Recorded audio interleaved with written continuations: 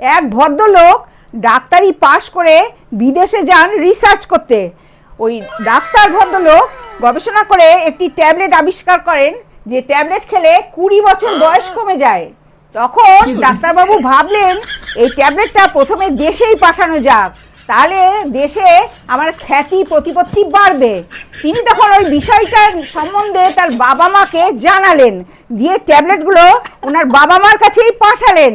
তারপরে যাই হোক, তখন ডাক্তারের বৃদ্ধা মা ভাবলেন আমার ছেলে এত সুন্দর ট্যাবলেট আবিষ্কার করেছে, ও অন্য লোকে কেন খাবে, আমিই খাই বলে ডাক্তারের বৃদ্ধা মা একটা ট্যাবলেট খান আর বাবাকেও একটা ট্যাবলেট দেন।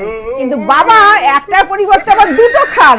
দিয়ে যাই হোক, ডাক্তার তখন ভাবলেন একবার দেশে যাই, গিয়ে দেখে আসি আমার ট্যাবলেটটা কিরকম প্রচার হয়েছে। ডাক্তার বাড়িতে এসে যথারীতি কলিং বেল টেপেন।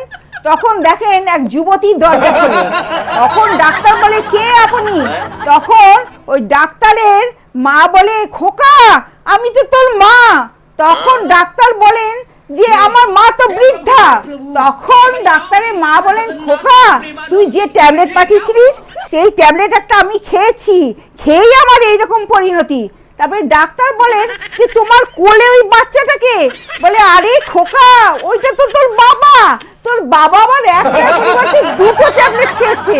তখন ডাক্তারবাবু মনে মনে ভাবতে থাকেন, হায় রে আমার গবেষণার পরিণতি।